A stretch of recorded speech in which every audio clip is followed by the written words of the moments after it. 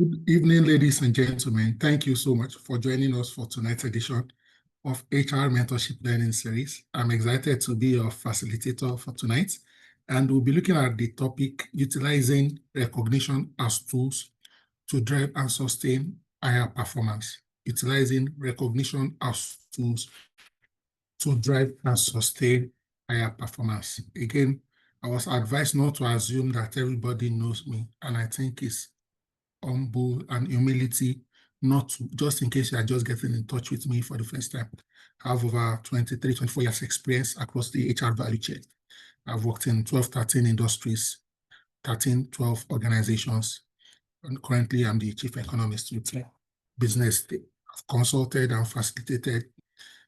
I've done multiple trainings. I've lost count from public sector to private sector and accounting. Okay, and I'm happy to say I've been privileged and honored to be a mentor to many, a coach to many, and also I've also been a proud beneficiary and a mentee to some of the finest minds in the HR space and management space altogether. I also have the privilege of being an academic and an industry person. I have 57 published papers.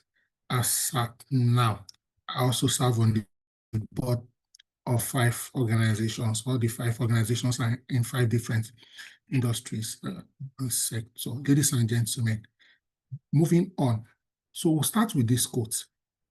Okay, and when I was preparing for this session, and I stumbled on the quote by Susan Hatfield, as in, I was just very simple but profound statement. Susan said that recognition is not a scarce resource. You can't use it up, or you can't run out of it.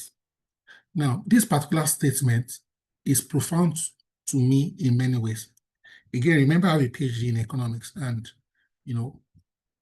directly or indirectly, one of the things we study in economics is scarcity. When we talk about resources and when we talk about value, it is also because they are not infinite, but recognition is actually not a scarce resource. We have what we call recognition and reward. And when we talk about reward, even though I'll show us that in a bit, can have tangible reward, intangible reward. So salary, for example, compensation, are tied to money, to cash, to funding. And cash or funding or finances is what is scarce. It doesn't matter whether you're in a multinational or a one-man or owner-managed business. Money is scarce. However, the first beauty of recognition is that it is not a scarce resource. You can't use it up. You can't finish it. You can't run out of it. So you can use recognition as much as possible today. Tomorrow, you have unlimited access to recognition. Let me also quickly say this very early in this conversation. In one of the organizations I worked, I was the head of employee relations, and part of what was my purview, I was in charge of disciplinary proceedings, discipline, consequence management, in the organization. And I realized that many line managers, supervisors, managers, directors, and so on and so forth, almost all of them have lost count. And I'm talking about who have put in maybe 10 to 35 years of service. When you just ask them, like, how many queries have you issued in your career? They all cannot count it. But when you ask a simple question and say something like, how many recognition or commendation letters have you ever written? They will pause. Some will say 1, some will say 2, some will say 4, some will say, really? None. So it's easier to query than to comment. And by query, I mean that documented process of asking for explanation as to why something wasn't done or wasn't done well. Commendation here also means that documentation, a letter and email to say, oh, you were assigned this. Not only did you do it on time, You also did it creditably well. Why don't people sometimes want to comment? Why don't they want to recognize? We pay you. We hired you. You are hired to what? To work. So when you do what you are paid for, why do you necessarily need a pat on the back? Now, one of the beauties of human resource is that no matter how much you pay us for the service we render, if we don't, a part of us feel incomplete. A part of us feel like we were used. If you buy a computer, you can use the computer as regularly as you want. If you like, don't shut it down. If there is no mechanical challenge or overheating, you continue to serve you until you develop a mechanical breakdown one day. If you have a phone or a laptop, a table, chair, don't need to stand up from your chair after a day's work and say, oh, my chair, thank you. But a driver carries you from your head office to a branch office or to the bank or to a client space, and just get out of the car and just shut the door. You don't look at that driver and say, Paul, thank you. Or a cleaner comes, clears the table, and you don't look at that and say, Eileen, thank you so much for bringing the tea or for refilling my cup. Yes, they are paid to do it. But you need to recognize them. You need to what? Appreciate them. All right, ladies and gentlemen, very quickly, in the chat box, and if you want, if you can raise your hands and also speak. Please, what motivates your team the most? By now, some of you should have gotten used to me. We engage, we do this together. Excuse me. Okay, very quickly, you can type, you can raise your hands, and I'll allow you unmute. What motivates your team? Okay. We are all part of teams. Even if you're a one-man riot squad, you are still a team, right? What motivates your team? Anyone, very quickly. I can't see any hands up. And I'm checking the chat box. I need to see some. So let me take a breather while I wait for us to respond.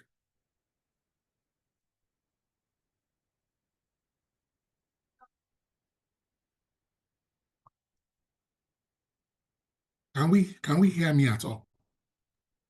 Yes, we can hear you loud and clear. Okay, thank you, sir.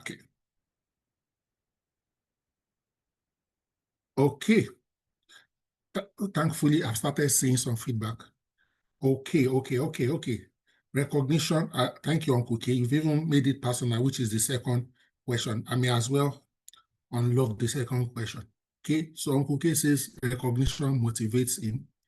Oluchi says, oh, thank you so much. Okay, I really appreciate you. So she's giving examples of statements, of expressions that really motivate our team. Thank you so much. I really appreciate you. If you say I appreciate you, it's good. But when you also say I really appreciate you, you're like taking it one notch higher. Okay, following up on them on something personal, fantastic. So you know, for example, that somebody is not feeling fine or somebody's child is not feeling fine. And then you are following up, oh, how is Felix? Okay, thank you so much, Ruth. Recognition motivates my team. It may not just be only money. Okay, thank you so much, Uma. Uma says clear communication of expectations. Fantastic. Okay, some people are motivated when you provide them with what? Clarity. Let's keep our comments and contribution coming as we proceed. I will continue to check the chat box and I will read them. All right. So I saw some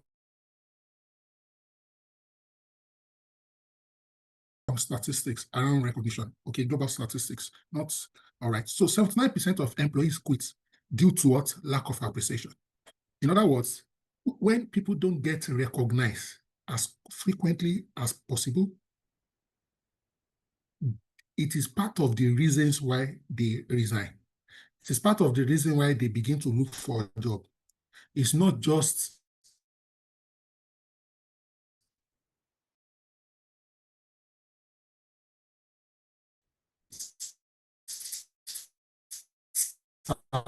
salary or more money. When recognized, a person will be motivated, will be ginger to want to do more. People like to do themselves. They like to give more. They like to be recognized over and over and over again. Okay, about 31% of voluntary turnover, okay, may be corrected with appropriate, consistent recognition programs. All right. And when you recognize people, you will be surprised that it can increase performance improvement by 23%. Somebody is saying, are you saying if somebody is underperforming, recognition can be part of the solution? Absolutely. Absolutely. When you put somebody on PIP, you should be watching out for every marginal, every incremental improvement. Don't wait till the end of the PIP. As soon as you, as HR or as line managers, we should be catching people doing something. And let me quickly share this. I won't mention the name of this, but those of you who know me personally know this. So there's one school, one very old school, very good school in Ikeja. So one of those days, back then, I went for my child's prize giving day. So the prize giving ceremony was like 90 minutes end to end. But one thing I realized at the end of the day, I noticed that all the children were recognized without exception. And let me give you some hypothetical example. So you will have something like best students in physics, best students in chemistry, best students in mathematics, best students in English, best students in history, and so on and so forth. By the time they finish that cycle, you will now start hearing most improved students in English, most improved students in chemistry, most improved students in biology, most improved students. Do you get that? So from the best students that were recognized, they now started recognizing most improved. Guess who are the people in the most improved? People who are the lower. Of course, best student maybe 98 over 100, 97 over 100, 100, that kind of a thing. The most improved will be maybe somebody who got 50 last time, now got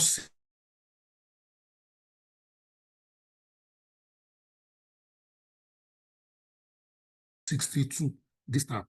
After best in different categories, then I most cheerful, best dressed, most altruistic. To cut the long story short, everybody in class was recognized. Everybody got a certificate. Everybody got an ovation. Guess what? All the children were happy. All the parents too were happy. It dawned on me that day, many years ago, that wow, perhaps organizations, firms, both private and public, can take a cue from this.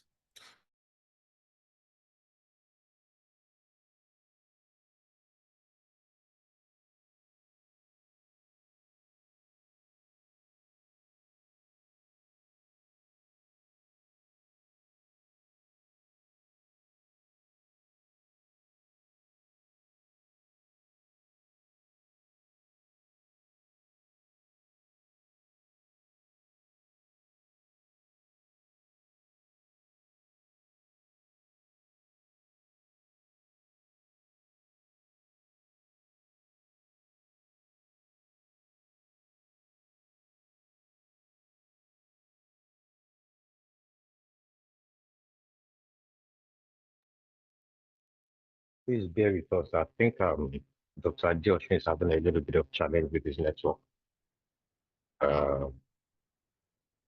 Okay, it's because I'm using you as an example.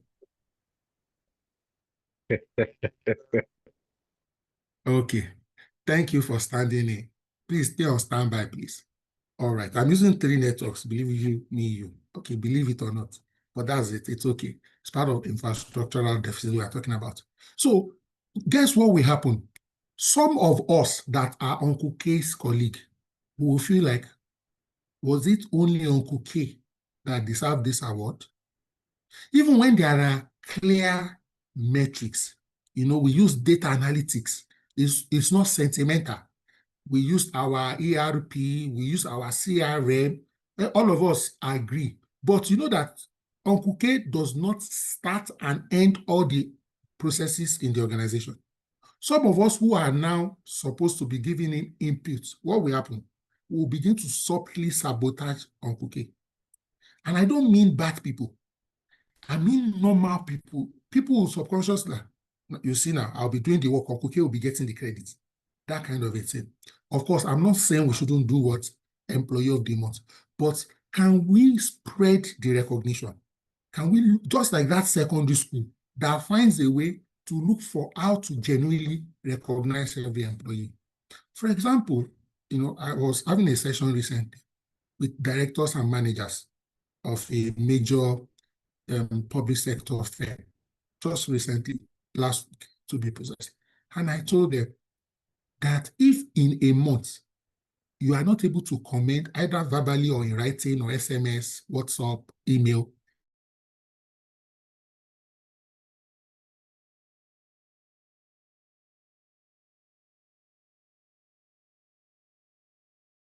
the query, that's not the first kind of message they are getting from you outside of what? Workplace instruction. So moving on, I know I've used this illustration before, and quite a number of our colleagues who have facilitated one session or the other have used the Maslow's hierarchy of needs.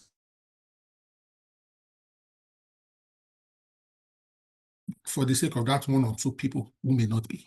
So what you are looking at here is a mirror of the Maslow's hierarchy of needs. So on the original Maslow's hierarchy of needs, at the base of it, by base, I mean this blue. I hope this is blue. Anyway, sorry, my color is not very good. I hope it's blue.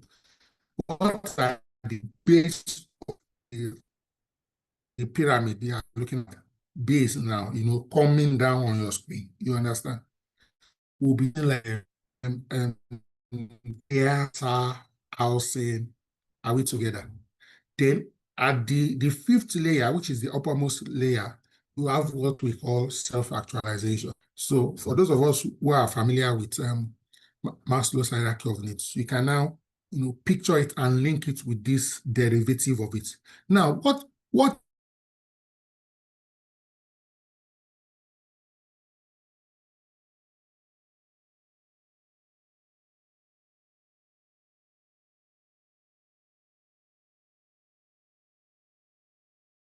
increase your staff salary by 50%, 10%, that it will not motivate your employees. But the challenge is, how frequently can you do it? Many organizations that are standard and are buoyant and have been around for a long time, especially unionized environments, typically get a raise every year.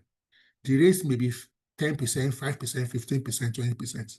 Some raise is tied to negotiation with the union. Then some raise may be tied to what? Performance. Okay, some raise may be tied to merit. But it's very rare for any organization to be able to increase their salary every month or every quarter or biannually. There may be instances where organizations are forced to do it, maybe due to special circumstances.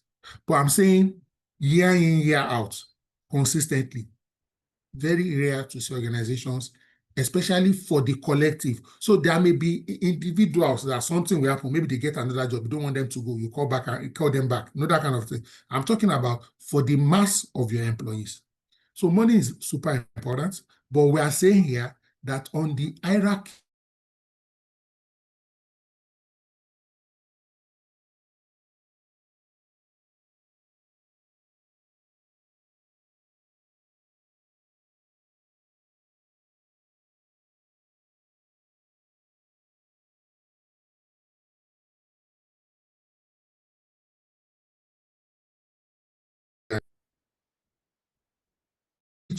public sector, private sector, which one has better security? Anyone? Between the public sector and the private sector, which one has better job security?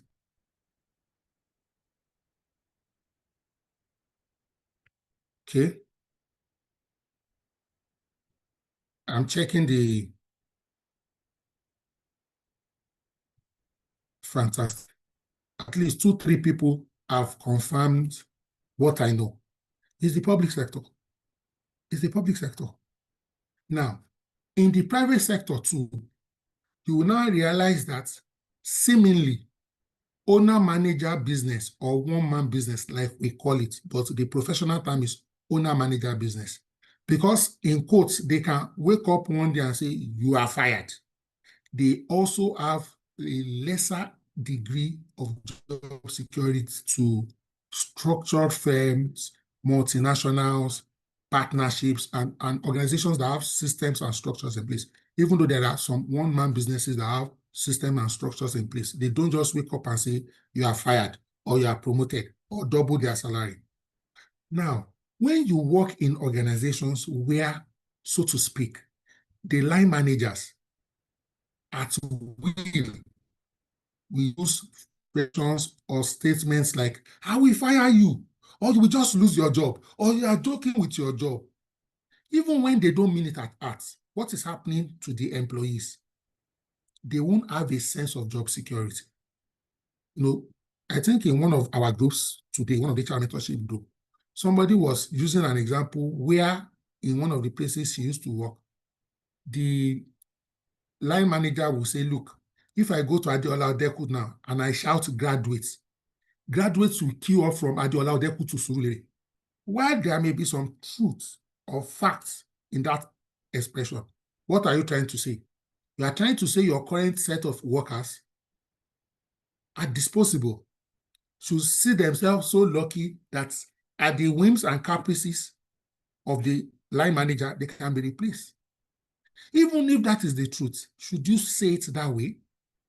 Again, when you make expressions like that, you are watering down the psychological safety of the employees, and it will impact on the security or the perception of security.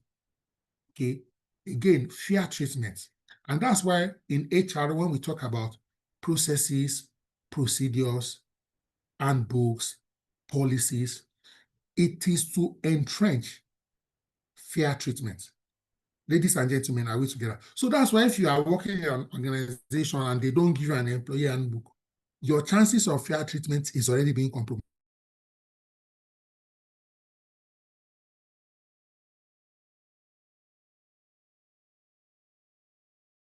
But at least the employee handbook provides a minimum reference, guidelines.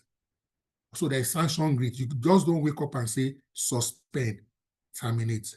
Now, the third level in the hierarchy of motivation is what? Social, team belonging, peer appreciation. So when we are talking about this appreciation, when we are talking about recognition, we are not just saying that, oh, only the management should be appreciating and recognizing the team. We must build and entrench a recognition and appreciation culture. It must be the thread in our clothes fabric. So when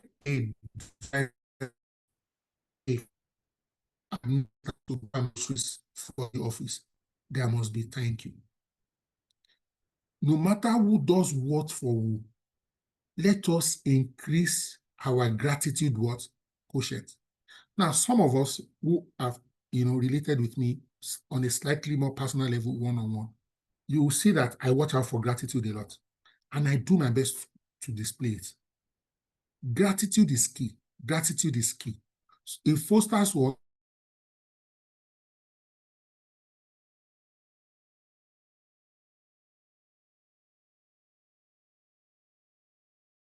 The workload may be a little excessive, but when you thank people, when you appreciate them, when you call them out for doing good things, it helps alleviate their pain. It helps to grant them succor. It also makes their journey in the organization, in the firm, in their career, makes it worthwhile. Then you now move to the fourth level, which is esteem, okay, recognition, respect, achievement. Okay, you are praising. You give people credit for their effort, for their discretionary energy, for the results, for the accomplishments. Then final, on the hierarchy, motivational hierarchy, is what's the self-actualization, where you provide growth and development opportunities for your employees, expose them to training, expose them to conferences, expose them to events, expose them to travel, okay? All right. Again, this hierarchy is a mirror, okay, and what you call, you modify, Maslow's hierarchy, but contextualize for motivation. Okay, I hope this is helpful. Okay, so this is just one framework to help us see, so to speak, end to end, how you can entrench recognition in your workplace. All right, 360, so that everybody is slightly happier. Now, ladies and gentlemen, I need us to pay attention and I need us to respond fast, very quickly. There's a question here. Okay, public sector employees are motivated primarily by salary increase alone. True or false? Okay, true or false? Quickly, quickly.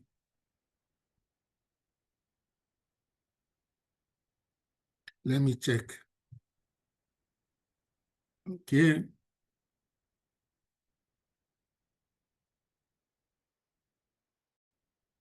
Okay, I see true, false. It's okay.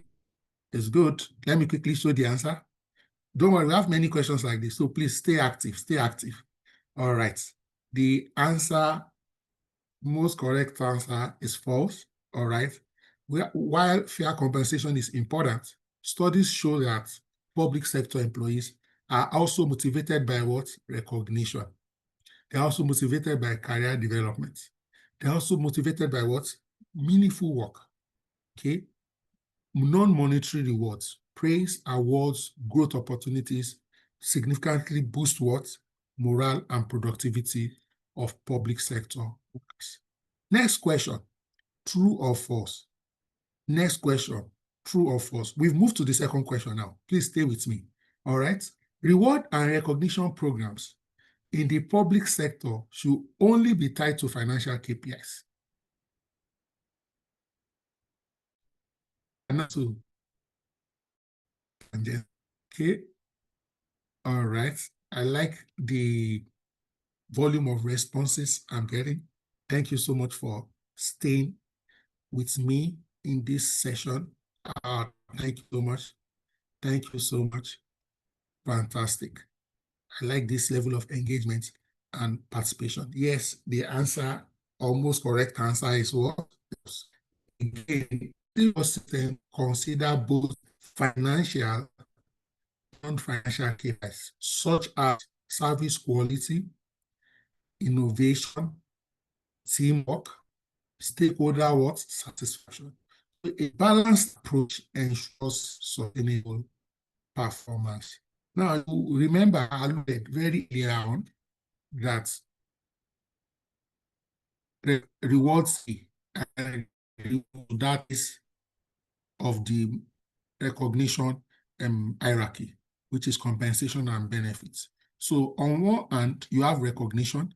On the other hand, you have rewards. So recognition will include things like acknowledgement of efforts, which may be what? Formal or informal.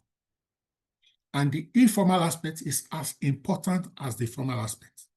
Okay, it builds intrinsic what? Motivation, inner motivation.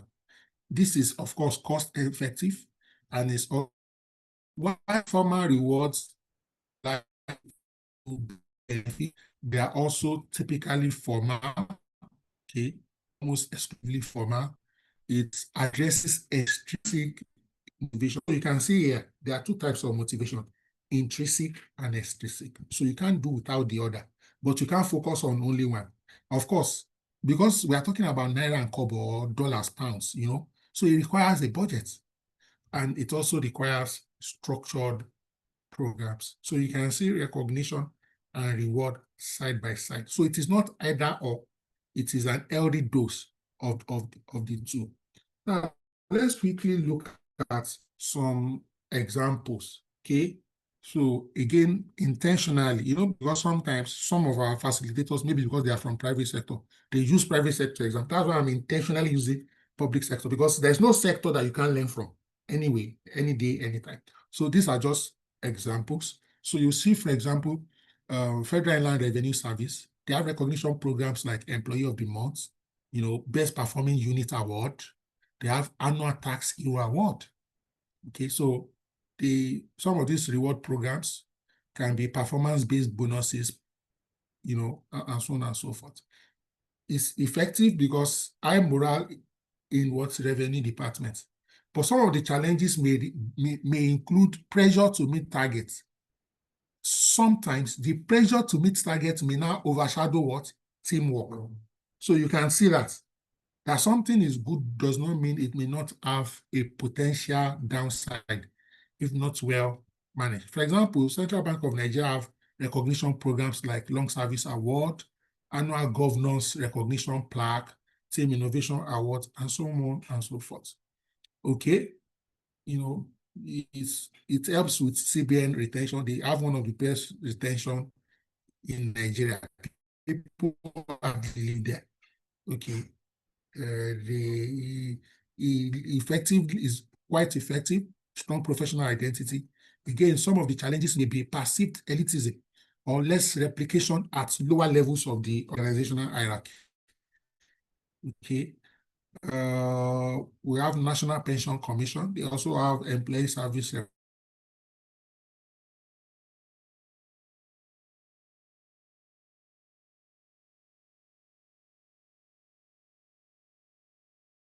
They have Staff Appreciation Day. They also have Leadership Recognition Awards, okay, and so on and so forth. So it leads to motivation, especially during their reform programs. Again, let's look at a few other organizations in public sector. We have the Nigerian Customs Service, okay. They have Best Officer Command Recognition. They have public commendation in gazettes. They have end-of-year citations. Okay, so you can see, what a citation is while you are reading the profile of successful or standout employees and colleagues. Okay, it improves field compliance and pride. Sometimes some of the challenges may include is not institutionalized at the lower rank.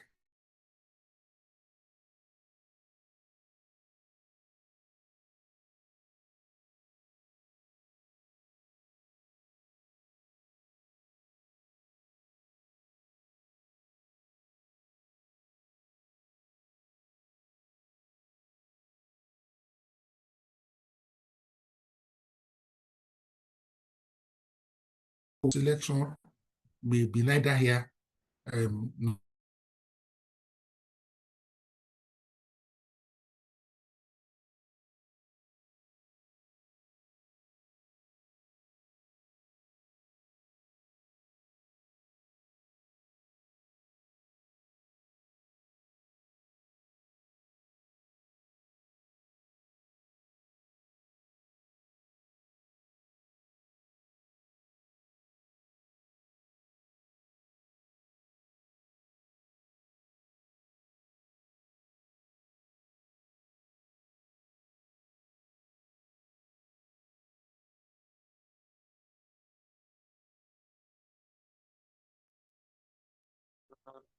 Dr. Adeosun, we can't hear you anymore. You seem to be having challenge with your network. So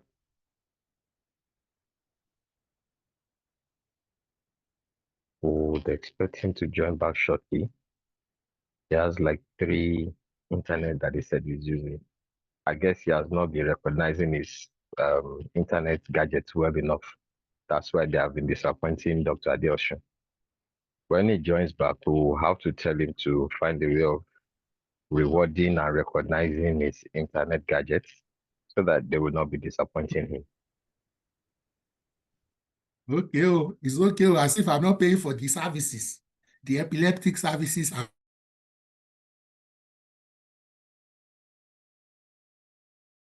Yet again, ladies and gentlemen, we move. All right, thank you for staying on the call. All right, so Kenya also has what? Public Service Commission, PSC. They have Public Servant of the Year. They have Institutional Performance Trophies. They also have State House Commendation. State House, that's from the presidency or the governor level. You understand? It promotes a result-oriented culture.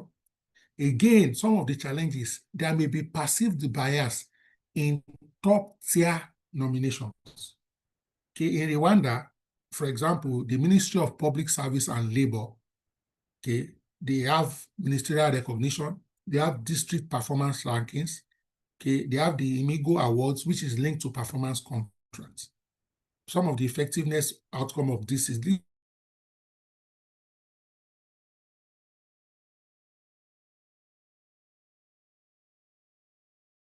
not private sector, high performance accountability, which is a plus, but the challenge, high pressure and what?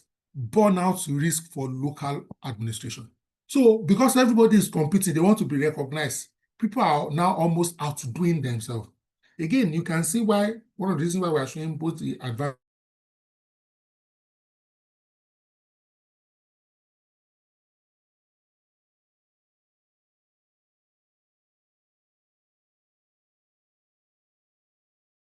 on the go. The last example will come to our neighboring country here, okay, Ghana, Civil Service Commission.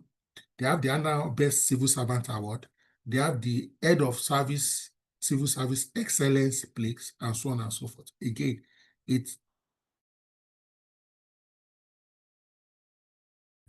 and some of the challenges include inconsistent application across ministries. So, civil service, maybe there may be 50 ministries or 30 ministries. Okay, I'm using hypothetical examples. The implementation of this recognition may not be the same across. It may be fair in some ministries, in some other ministries, maybe it's eye service or sentiment, ethnicity or tribalism, as the case may be. Okay, all right. So let's come home to Nigeria. Okay, so in Nigeria too, in our public service, even at national level, okay, so look at these dates. So I screenshot this from the Federal Ministry of Information and National Orientation. Look at the dates here. Okay, June 30, which is just 13 days ago. How many days ago? Release. Okay, Nigeria honors exceptional public servants at the 2025 Civil Service Awards, celebrating what? Excellence, integrity, and innovation. Ladies and gentlemen, some of the civil servants got SUVs, some got what? Cash gifts and other prizes.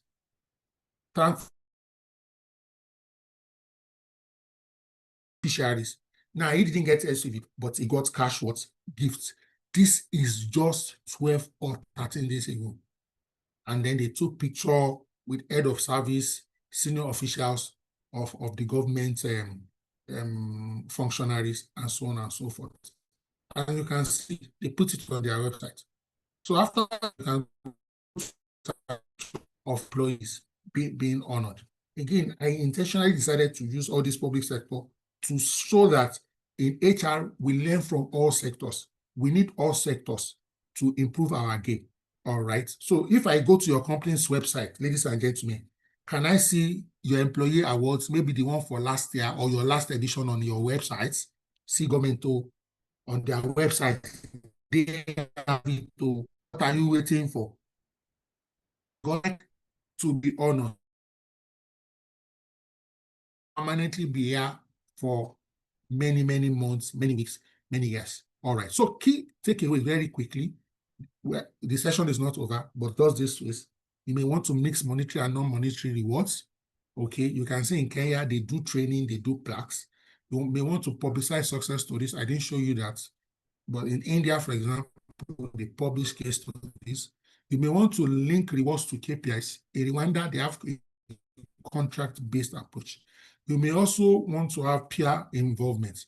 In Ghana, for example, they do a nomination where civil servants nominate. So you have to get a minimum number of votes for you to be pushed, and then it may now be reduced to voting or a committee at the end of the day. But you won't even enter into contention if you don't get significant votes from your colleague. So we need to link recognition. So we are just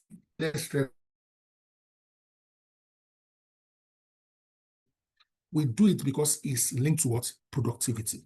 All right. So you can see here with respect to our performance, we have quantitative metrics. You can recognize based on your quantitative metrics.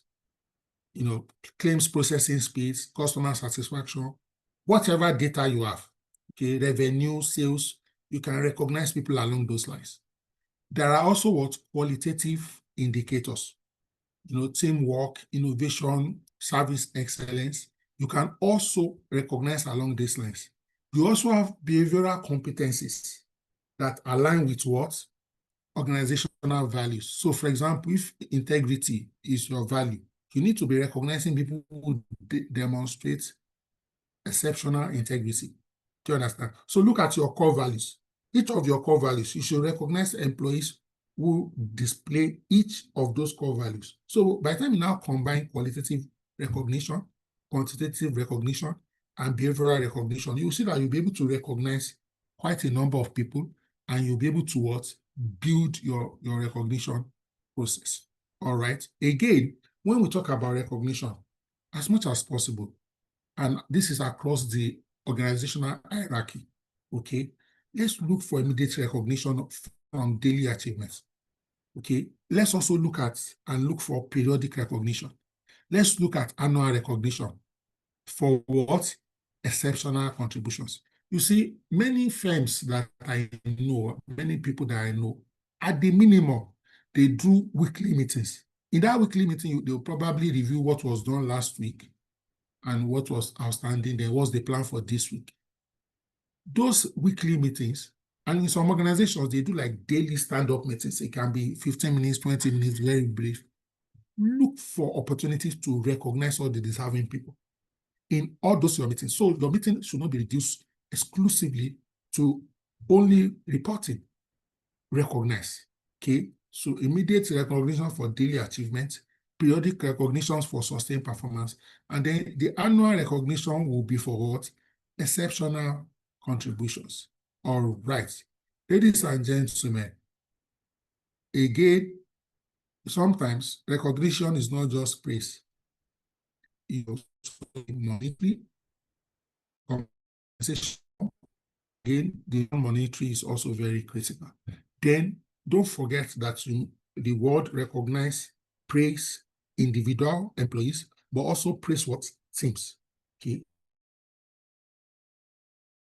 Year of the year, you will have what? Team of the year. On by teams.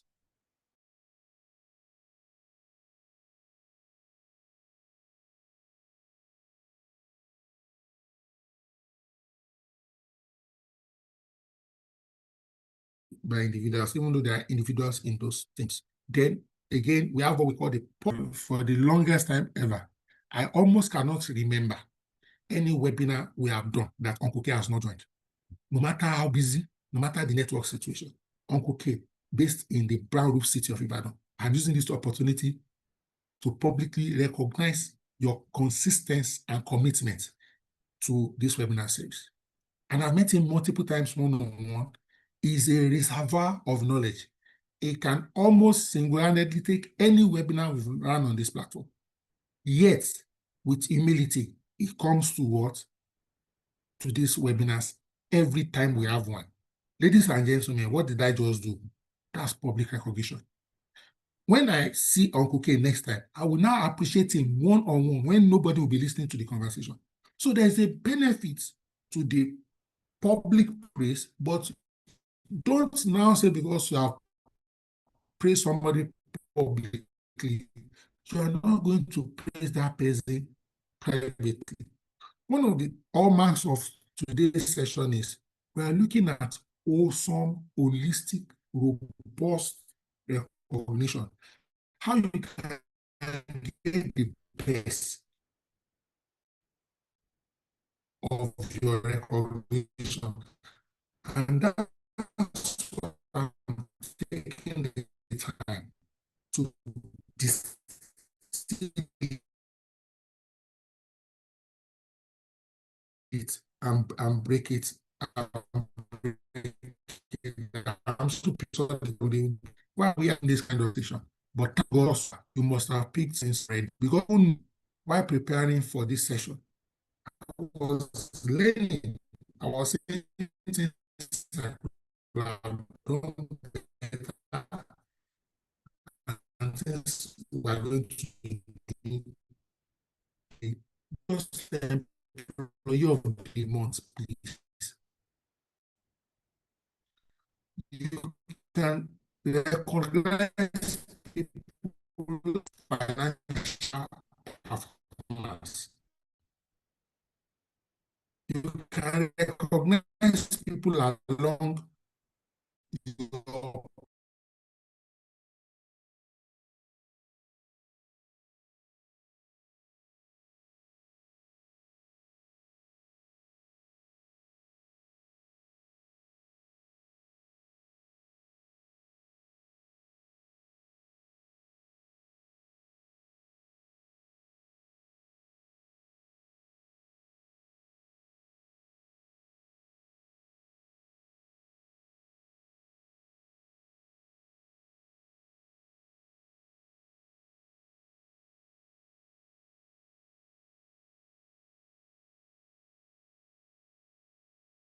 So I'm back. Uncle K, where art thou?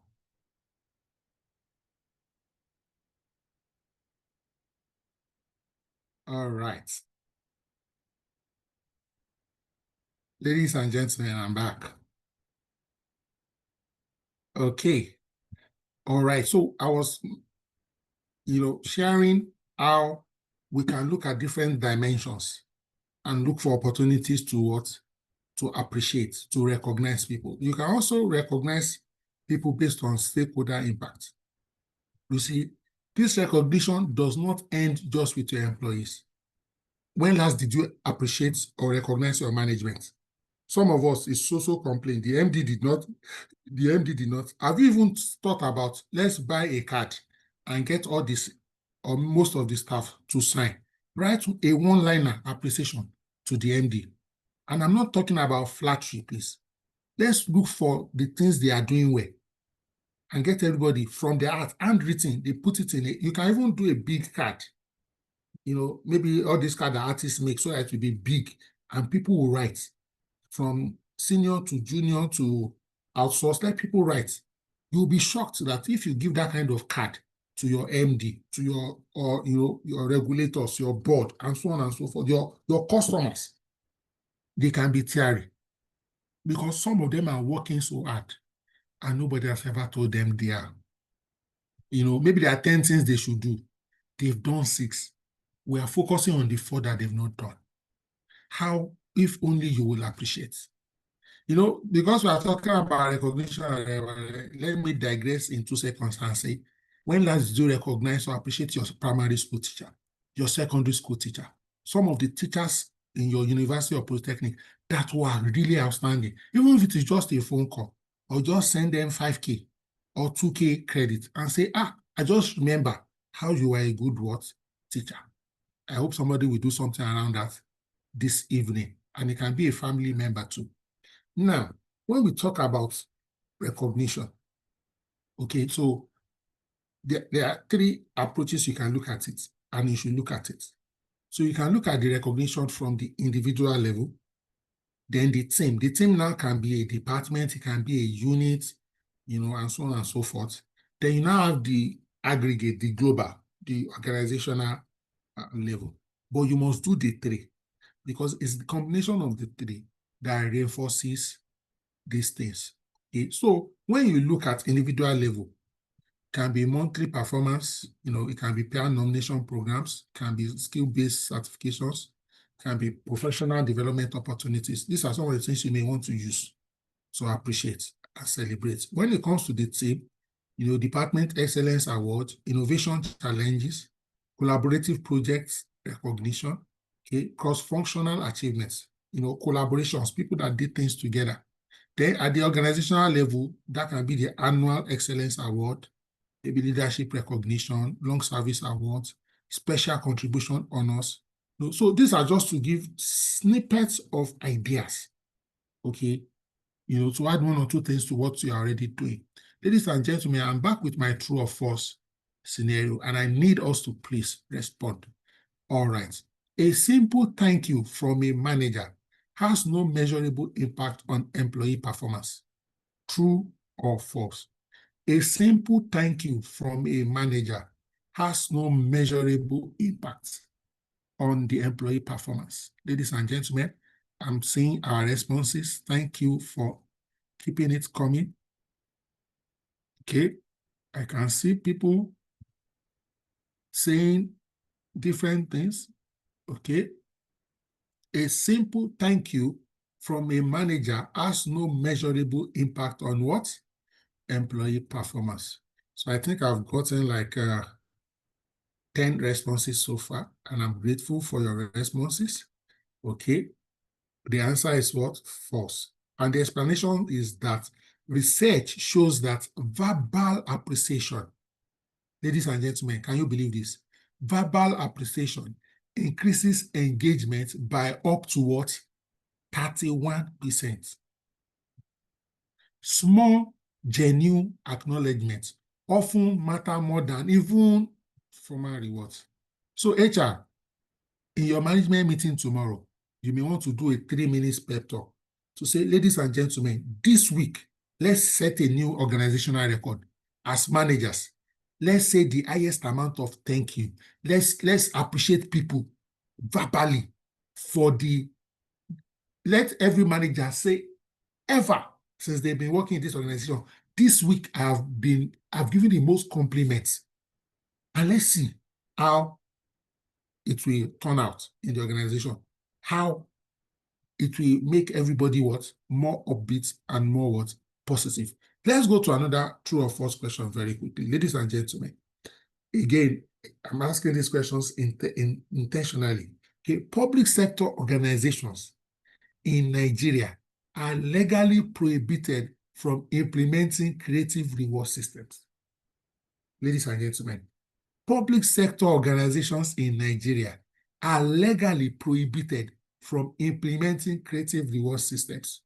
Let me see. Our answers have started coming in fast and furious. I like the fact that we are responding and we are together on this journey.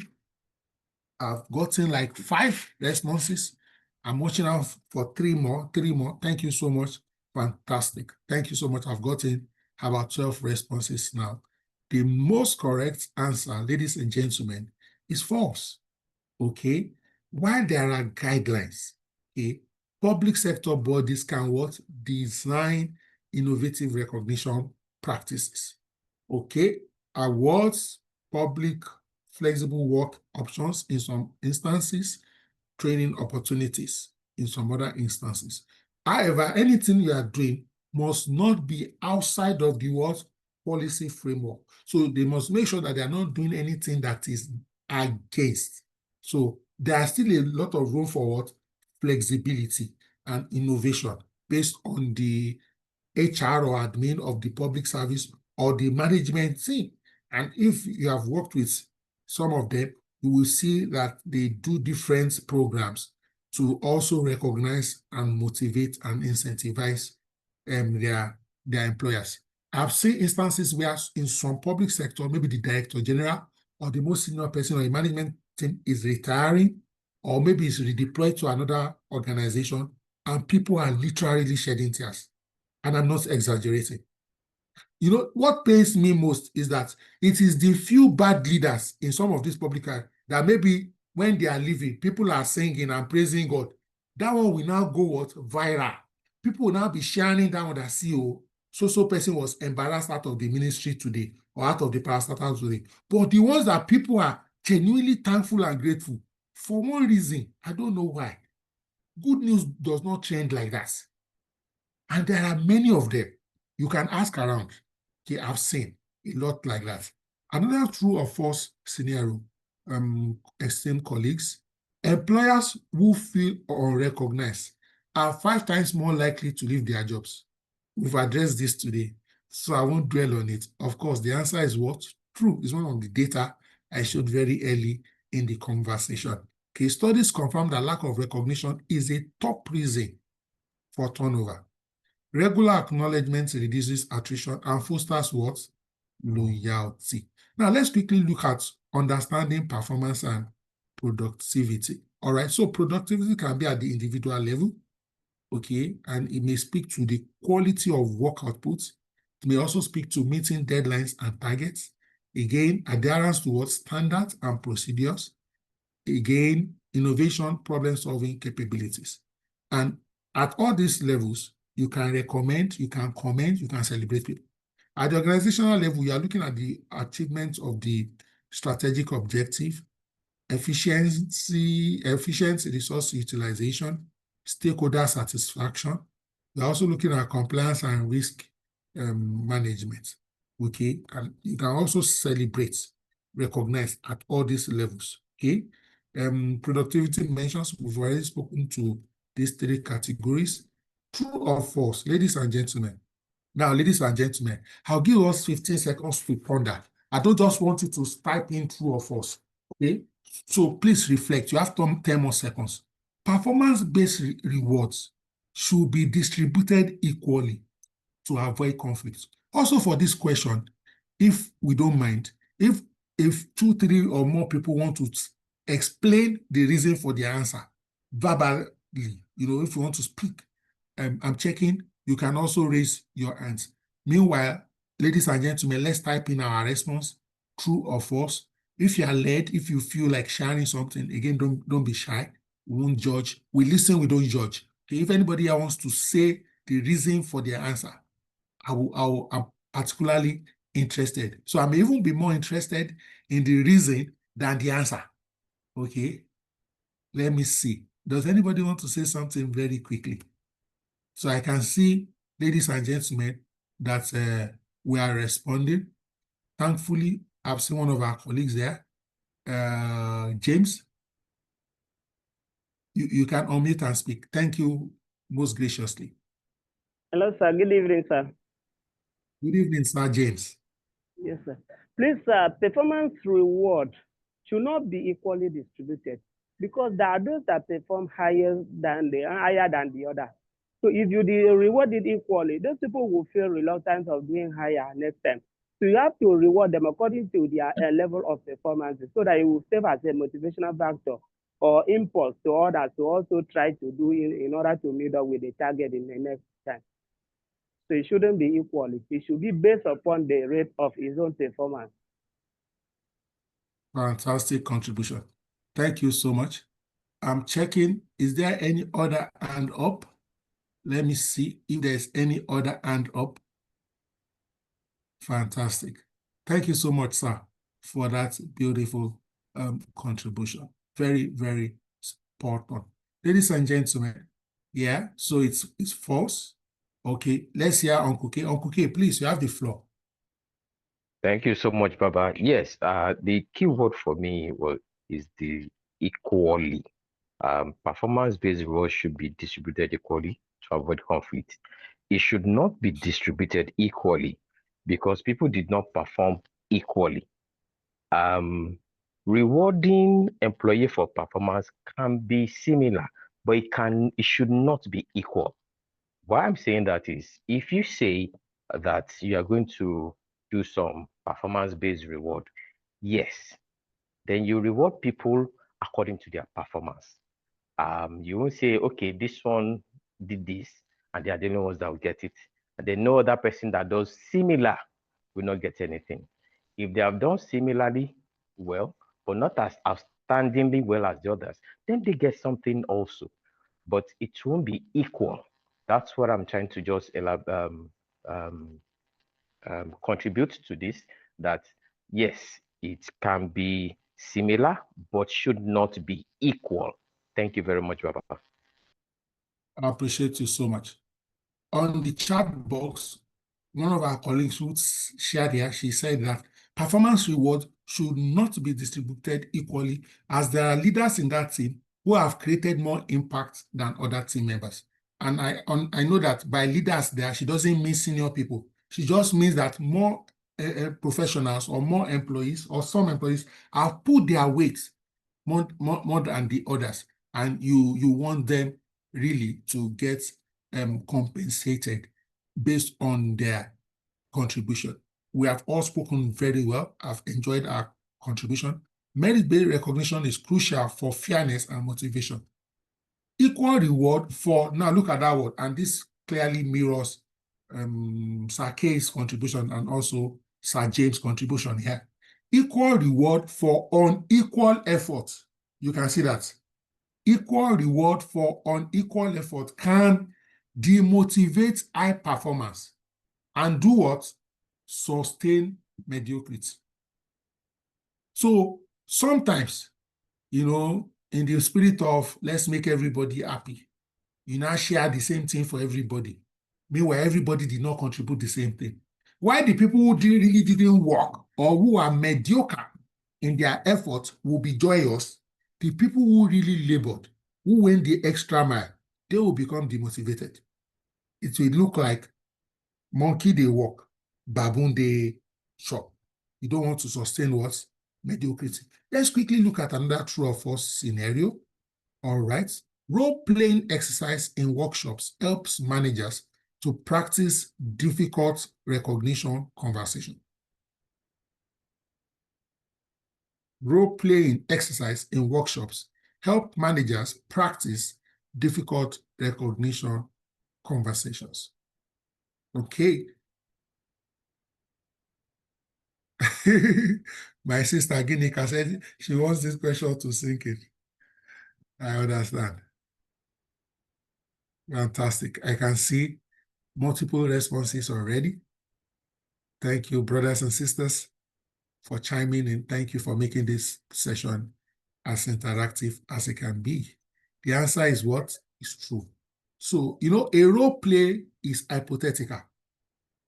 Now, you see, just today, earlier this evening, I went to play volleyball with my colleagues. So I saw one of my colleagues who is a Toastmaster. I'm also a Toastmaster. And I told him that in my journey of becoming DTM, there was one module, okay? In that module, there were 5 speeches, and it was a module on management. So one of the topics in that module was managing crisis. And you have to hypothetically create an organizational workplace crisis and then come up with a speech to employees on how you will manage it. So, for example, the crisis can be the company has to downsize, and you have been told to address 200 workers on the downsizing process. You know, it's a difficult conversation to have. But ladies and gentlemen, guess what? When you have role-played those kind of difficult conversations, the day you are now in a situation to handle it, you will handle it so calmly, so professionally that people will say, do you handle downsizing every day of your life? You understand what I mean? It's like interview. When you see some people do very well in interviews, they will have done like 200 mock interviews. So the real interview is like 201. So you can ask people that, oh, if somebody does this, what would you say to them? So you can coach, you can guide because some people genuinely, they are grateful, but they are not saying it.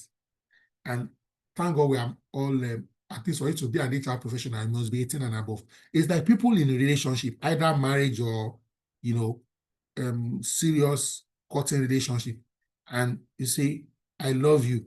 You don't say I love you. And I say, don't you know I love you? You still want people to say it, even though you know that by their action that they love you, but you still want them to what? Verbalize it. Okay, so role-playing helps people become more comfortable with providing what? Feedback, with showering praise, with also praising people in such a way that will not also demotivate the team. You know, you praise the individual, but you still acknowledge the contribution of the team. Ladies and gentlemen, role-playing helps build confidence in delivering feedback, both praise and what? Constructive criticisms. Okay? And it makes recognition more effective in real-world scenarios. Again, so maybe tomorrow, you do a pep talk to your management team after the management meeting or in your AOB, and you encourage them to praise people more. And then you say, hey, let everybody on the management team praise everybody on the management team one by one. and they should say something. You will see that some of them will be shy. Some of them will not know what to say. But get them to build it. Okay, very important. Thank you so much. Again, thankfully, Sake, very earlier in the conversation today, said that one of the things that motivates him is what? Clear expectation. So in the recognition cycle, clear expectation is good. You need to define performance standards. So you will know when people are doing well and you'll be able to shower them with praise and encomiums. Communicate the organizational goals. Set individual and team targets. So we are not just praising randomly. Then you must monitor regular performance check-in, real-time feedback mechanism, data-driven performance tracking. Okay, and then timely recognition. Timely here means immediate recognition for good performance, specific meaningful feedback, public recognition where appropriate. Please, now let me say this very quickly here. Again, most people, when a team member commits an infraction or there is poor quality of work, within how many minutes or days do they issue the query? Anybody? Within how many minutes or days or weeks do they issue the query? Most organizations, most line managers that you know, when they are subordinates, God bless you, Uncle K. In almost all instances, they issue the query immediately. The next thing you will see, they are Stella Maris. Please explain within 24 hours why you did not submit the report on time. And tell us why disciplinary action should not be taken against you. Thank you, Ginika. Sharp, sharp. Meanwhile, let it be that the person did something good. It's very convenient. They can delay it till next week. From delaying it to next week, events will overtake it and they will never recognize that person. Okay? So, timely recognition. The same immediacy, or let me use Ginika's English, the sharp, sharp nature of our response, our reaction, our action when people do bad things. That is the same way we should celebrate. You cannot afford to wait till the end of the year. Please, as a day ought. Thank you so much. Someone said faster than light. It's the name of your device that is showing, and I don't want to market your device. That's why I can't call it. All right. So you can see here. So let's pay attention. Let's pay attention. Let me try and be a little faster so that we can wrap up in good time. Now, we have what we call the recognition pyramid. It's different from that Maslow's pyramid that you saw earlier, because that Maslow is built around Maslow. Now, look at this. This has just 3 boxes. We have the daily performance, immediate acknowledgement. Please build it. Then you now have what we call quarterly or monthly and quarterly recognition. What are you trying to achieve? You want to sustain excellence. Then you now have the exceptional achievements.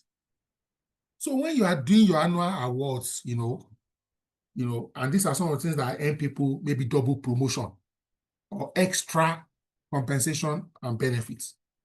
At your annual awards, it should be exceptional, not routine things. You understand what I mean? So it may be celebrated during the daily performance or a routine thing. It is well done.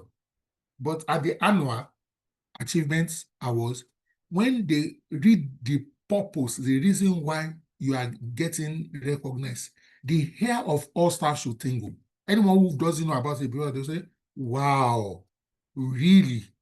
Are we together? So daily performance, quarterly or monthly and quarterly, then annual. So you should build around all of these things. Now, ladies and gentlemen, stay with me. Stay with me. So next, we are looking at the recognition decision matrix. Look at it here now. So we have what here? The performance level. Okay, that's the first column. Then the second column, we have what? The recognition type. Then the third column, which is the frequency, is looking at how often. Then the fourth and final column is the visibility. Please stay with me, because we need to, I know all of us, we are doing recognition. I know we are already doing it, but we need to magnify it even more. And that's why we're having this webinar. And that's why you have joined this program. There will be a take-home assignment. Of course, you are not going to submit it to me, but it will be visible in your organization that you are taking recognition to the next level. Now, let's go to the first base now, row. Performance level improvement. So if not somebody does some improvement, what do? The recognition type is encouragement. This may be every week. You are looking for who to encourage as a colleague, as a line manager, and this level may be maybe just send a mail just to the individual. So visibility is at individual level. Then if somebody does something that is very good, then you may want to have verbal or written praise. You may want to do this monthly, and this may be at the team level. So imagine maybe I am the line manager of Ginika, and we're a team of 11. When I'm sending a mail to Ginika, I copy all the other 10 members. That's visibility, team members. Or I celebrate Ginika in the weekly or monthly departmental meeting. You can see that. Then when something is excellent, then you may want to issue a certificate. It can be a virtual certificate. It doesn't have to be go and print in case you are conserving your ink at work. And you may do this maybe quarterly. Then at this level, you make it departmental wide because this is really excellent. Then the final level, you will see here that we have made a distinction between exceptional and excellent. When something is exceptional, formal award, that may be the end of the year, and this is the entire organization. So again, this is not cast in stone, but this is to help you put a better structure to your recognition matrix. You can see the performance level, the recognition type, the frequency, and the visibility. And we took it from improvement to good, to excellent, and to what? Exceptional. And you can see the different levels, the individual level, the team level, the department level, and then the organization. So it's not everything that makes, anything that is getting to the organization must be what? Exceptional. Not that people will say, what's the big deal? Okay. All right. So ladies and gentlemen, let's move on to a few things. I'm trying to see how to wrap up as quickly as possible, but we'll still have to cover some of these materials because they'll be very useful to us. Now, when you are recognizing people, you see, you may recognize Uncle K in a certain way, and you will recognize Oluyemi Adeosun the same way. Uncle K may be elated, and I'm like, I'll just be there. On the flip side, you may also recognize Oluyemi Adeosun in a certain way, and you will recognize Uncle K the same way in his mind. Like, what's all this? The reason is there are differences. So in the next few slides, I just want to show us some differences along certain dimensions. Again, I'm not attempting to stereotype, but I want a situation where you are not just doing copy and paste, and you are not doing, same thing applies to all. HR, as much as possible, we must improve our ability to customize based on our understanding of the people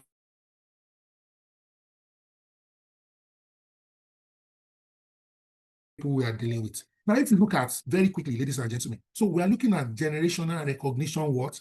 Preferences. So generation. So look at Gen Z, ladies and gentlemen.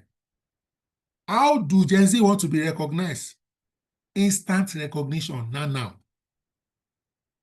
Meanwhile, look at Gen Z again. They like social media what? Recognition. So when you are recognizing them, put it on the company's Instagram and tag them. Put it on the company's LinkedIn and tag them. Social media recognition. Can you see? Last but not the least, let me skip to the last point. They want quick career progression. Gen Z want to be promoted every 6 months, every 1 year. If you know this upfront, you can tweak your career ladder. I'm giving you a hack now. Maybe before your organization, you do promotion every 3 years. Because of Gen Z, promotion cannot be every year. But what you will do is, if before, when people promote, this is hypothetical. So if entry level is 100,000, I'm using this amount so that it will be easy to relate. If entry level is 100,000, then senior officer is 200,000. You cannot create entry level semi-senior officer, and then officer. So after 1 year, you can move from 100 to 150, 150 to 200. That Gen Z will be having a quick sense of what career progression, and you've not completely altered your recognition framework. I hope somebody got something there on how you can manage some of these Gen Z. Now look at the millennials. They also like frequent feedback. They like digital recognition. They like meaningful work recognition. They like career advancements. And they like what? Learning opportunity. Oh, did you send us to this business school? Did you send us to this conference and course? Look at Gen X. They like work-life balance rewards. They like result-based recognition. They like practical and useful rewards. They like autonomy and independence. Then they like what? Look at them. Financial incentives. Give them envelope. Then the oga patapata of them, or most of them, are retiring or have retired now. Okay, baby boomers, they like what? Look at them and see where some of our recognition program that we have today, see where it came from. Ladies and gentlemen, formal awards and ceremonies is from the past. All this plaque, if I have plenty of them, I can show you. All this trophy. Now, baby boomer, in some of us, when you give us, we're going to say, maybe we want to take this one do now. But we collect it with gratitude because we know that it was done with a act of what? Appreciation. But now, these palace and malice, now then they like awards, all this plaque. My whole last, I wish I can say some of this, but if you want to buy a plaque, I bet come pick there. Solely. Then they like what? Written commendation. They like professional development. They like face-to-face recognition. Then they like job security and stability. Has anybody picked something now very quickly? So which means if you are recognizing 4 people in your organization, you may use different methods for the 4 of them.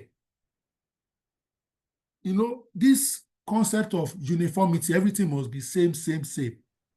Are we all the same? You see that once you are trying to be uniform, for example, if you use the template for baby boomers, use it for Gen X, use it for millennials, you use it for Gen Z, you are going to only satisfy 1/4 of your stakeholders. When you can satisfy all your stakeholders. Ladies and gentlemen, thank you so much, Madam Ajoke Omotayo. Different strokes for different folks. You know, the golden rule says, do unto others what you want others to do to you. But we have what we call the platinum rule. And that's what we are using now. The platinum rule says that do unto others what others want you to do to them. Golden rule says, do unto others what you want them to do unto you. Sir, ma, you may like beans. Who told you others like beans? If you like beans and others come to visit, what will you be cooking for them? Beans. Because you are doing to others what you want others to do for you. But when you are doing to others what you want them, what they want, when they come to visit, say, what would you like to eat? So if Uncle K likes noodles with spice, you give him. When Madam JK, if she says, give me amala ewedu and gbegiri, you give her. When Oluyemi comes, me na pounded yam, no dolly, no pounded yam. I must hear the matter do pa. I can help you. So do the yam, call me, I'll join you, even though I'm your guest. Do you understand? Different strokes for different people. Again, this is one of the hallmarks of today's teaching, that we don't use one size. Very quickly, please, if you don't agree completely with this, just take it in good light, okay? Again, you know, sometimes the way male or men want to be appreciated may not be exactly the same as women, generally speaking. So I know some of us, we are alpha, female, alpha, male, all those kind of things. But generally speaking, male like achievement-focused recognition. Sometimes it looks like women prefer personal, meaningful feedback. Men tend to likely prefer public acknowledgement. Women likely like supportive recognition. Okay, men like career advancement opportunities. Women like growth and development focus, even though some will say we like everything. Okay, sometimes it looks like men prefer quantifiable results. Women tend to default slightly more to team-based recognition. Male or men like peer recognition. Women like work-life balance rewards. Men typically tend to like financial incentives. Some women like what? Learning opportunities. Now, this may not be true for all men or for all women, but again, just reflect in your recognition program. Think about women. What would they like? Think about men. What would they like? I'm not saying, so if your budget for recognition is 1 million, I'm not saying increase the 1 million to 2 million. I'm just saying use that 1 million, think about the generations in your workplace. Think about the gender and be what? Come up with customize. Again, still talking about recognition.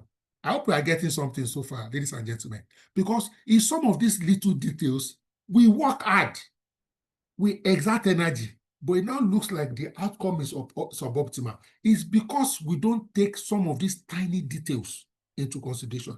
Again, the way people, so beyond generation, beyond gender, we have personalities. You know, some of our older folks on this call, we remember Tim LaHaye. You know, he did a book Why We Act the Way We Do, among others. So, you know, and many of us also can relate, you know, use words like choleric, phlegmatic, sanguine. What's the last one? Choleric, sanguine, melancholy. Now, you will see that this different personality also value recognition, appreciate recognition, receive recognition slightly differently. So extrovert, for example, they prefer public recognition. They like team celebrations, announcements, award ceremonies, applause and praise. So their recognition tips make it visible, include social elements, share achievements widely, use group settings. For introverts, so introverts are the more quiet people, reserved people, shy type. You see, they prefer what? Written feedback. They don't like noise. They don't want you to call them to the stage. They don't want to say a statement. They prefer generally one-on-one meetings. They may prefer private emails. They may prefer personal gifts. They may prefer professional development instead of applause and praise. So recognition tips for introverts, as much as possible, keep it private. Or if you do something public, do something private too, so that you will, you know, meet them at the point of their needs or their fancy. Focus on individual impact, provide written details, allow processing time. The analytical types, you know, some people are analytical. They like data-driven feedback. So don't just say you are the best employee. They want to see why. Based on data. Detailed explanation, performance metrics, quantified achievements, goal-based recognition. Recognition tips include specific data, show measurable impact, provide context and rationale. Are we together? Focus on logic. Don't just think that everybody just like to be celebrated. Like you're employee of the year, the person says, Kini Moshe, Fun Kini. You've not seen people like that. And they are not trying to be humble. So unless you can show them how and why they are outstanding relative to the others, they may even feel like, is this a joke? Last but not the least are creative types. Prefer recognition, unique personalized rewards, innovation, recognition, creative freedom, new challenges, unconventional approaches. So for recognition tips for the creatives, be original and creative, you know, do something special, something nice, recognize innovation, offer creative projects, avoid routine approaches. Again, people are different, but they are predictably different. We are talking about getting what? You know, full value for our investment. Ladies and gentlemen, let me see how much time I can commit. Okay, let's just use a few more minutes so that we can take contributions and comments. So I'll be fast in the next few slides. So you can see we have baby boomers, we have the Gen X, we have the millennials, you have the Gen Z. So look at the recognition preference assessment matrix. So this is like a recap. Okay, you can see public recognition, high for baby boomers, medium for what? Gen Z X, you know, high for millennials, very high for Gen Z. You can see digital recognition, low for baby boomers, okay, medium for Gen X, high for millennials, very high, you can see. All right, look at financial rewards, very high. Then look at work-life balance, medium for baby boomers, very high for Gen X, okay, high for millennials, and then high for, so you can see. So you must understand your people. Okay, again, I won't dwell much on this. you also need to appreciate the cultural nuances. So elders like respect. You know, there are some people, for example, if you are giving them awards, especially some of these elders, tell them to invite their wife and children to the award. If you do award for them and you don't invite their family, it will look like their joy is not full. They want to show their wives that, you see, they respect me at work. They want their children to see that for office, they value me. But some people, they don't need that. Okay. So when you are doing some of these awards, you know, make sure you accommodate the different diversities in your organization. Okay. Very, very important. You can consider family inclusive recognition events. You can look at social status. You can, for example, if you have the capability, you can invite a celeb. Don't bring a controversial celeb. You can bring a celeb or somebody high profile in an industry icon that people will like say, oh, is the one that presented the award. And then the awardees take picture with that celeb and so on and so forth. So, ladies and gentlemen, I think I will just, in the interest of time, end it here. Okay, in the interest of time. All right. But one thing I need from us, ladies and gentlemen, before we take questions and answers and, contributions very quickly, I need us to, as individuals, as professionals, and, when you talk about this recognition, the good thing about it is it's not just a workplace practice. It's a personal practice. Please, on your WhatsApp, in your groups, on your phone, your cousins, your family members, your friends, old colleagues, please be more intentional. Don't wait for people's birthday to celebrate them. Just think in the next, have a 30-day plan, for example. Every day, 10 people recognize them and be genuine. Please, because somebody has offended you 5 times, doesn't mean that person has not done 22 good things for you. Don't focus on the fact. Don't say, oh, when I married, she didn't come for my marriage. No. That person taught you from 100 level to 400 level. Don't let that he or she didn't show up for your wedding override all the good things. So all the people in your life, can list them 50 people, 100 people, intentionally. I want us from this webinar today to, as individuals and as professionals, to improve our gratitude quotient. So what recognition practice that you want to? So ladies and gentlemen, in the chat box now, this week and this month, we have maybe 17 days to the end of this month, and we're already in after. What recognition practice are you going to introduce in your workplace? Oh yeah, type it, type it, type it. Why I want us to type it is you are committing to us as a family, as a community of HR practitioners, but also because as you are typing it, other people can see your idea and they can copy, okay? Don't forget that gratitude does not finish. It's not an exhaustible resource. Oh yeah, type it. One, if you have more than one that you have learned today, type it in the chat box. Let people see it, okay? Then, which KPI will you better align with recognition, if any? Okay, which KPI will you better align with contributions? Ladies and gentlemen, I must thank you very profoundly for your time, especially those that love football like I do and are here in spite of the World Club Championship. But this is our destiny. They are facing their own destiny. So the beat must go on. Ladies and gentlemen, at this intersection, at this juncture, I'm glad to take either questions or, me, I really don't like questions like that, even though I am open to questions. Contribution, I just prepared this. You want to share an experience or if you seek clarification, if you need to reach out to me outside now privately, feel free to do so. So I'm checking, and permit me, I may call people out if you don't volunteer yourself. Madam JK, if you're in a convenient space to ask questions, to contribute, say something, I'd like to hear your voice. Uncle K, feel free to say anything again. Who else on this call?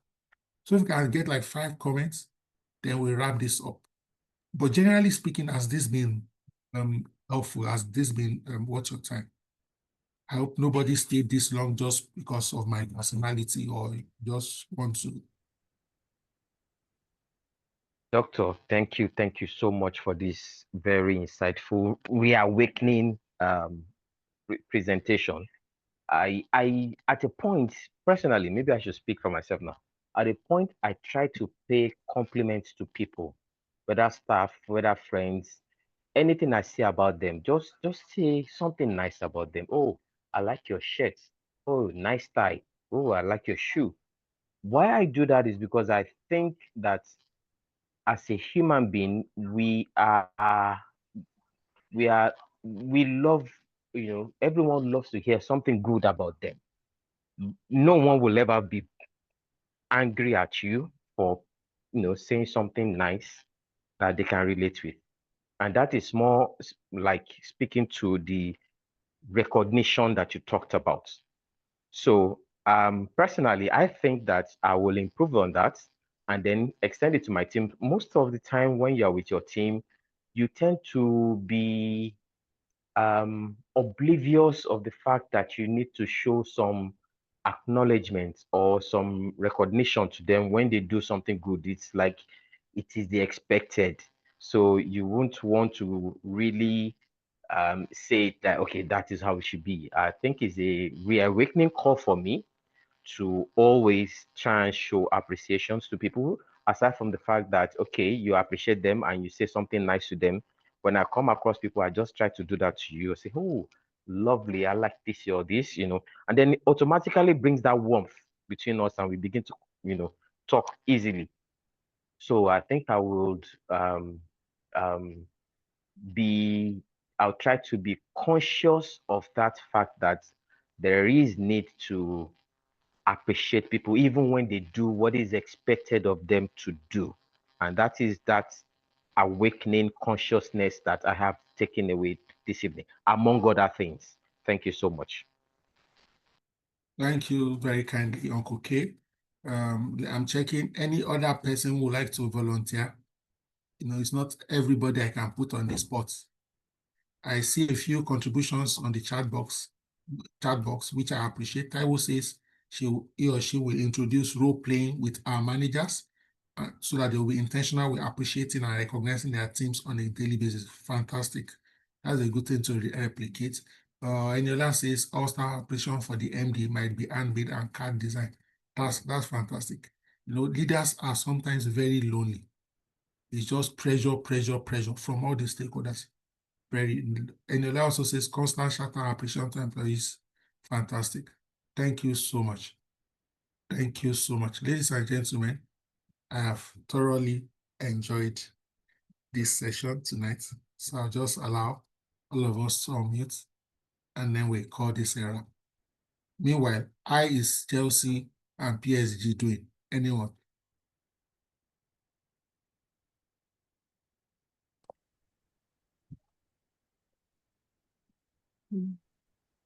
Thank you very much, Dr. Adeosun. You were You're asking welcome. if people are joining because of your personality. You are a coach, you are a mentor, you are a leader.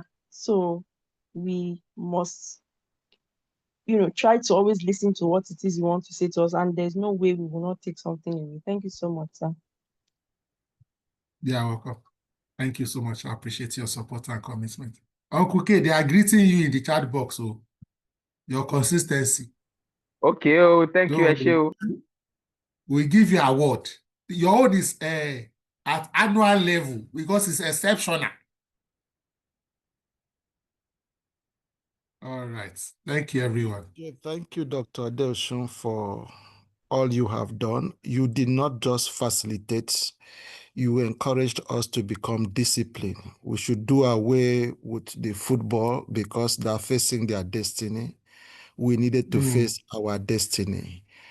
Tomorrow is Monday, and we need to face Monday like HR people who are ready to inspire top management, middle level management, and all across the workforce. There was a meet for different segments of the workforce that I would apply in my workplace.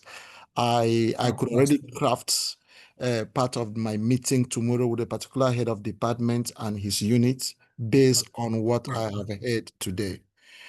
I want to say I'm most grateful. I want to thank everyone who brought in contributions. They gave me new perspective. build my confidence that I can do it better than I did last week. I want to say thank you to everybody here. Thank you so much. Very well articulated. Thank you so much. Let me just read one or two more shout outs in the group and we call it a wrap. Eniola is saying big shout out to TKI, okay, for always dropping the link and alerting us every webinar days. Thank you so much. Thank you so much. I see that we get it now.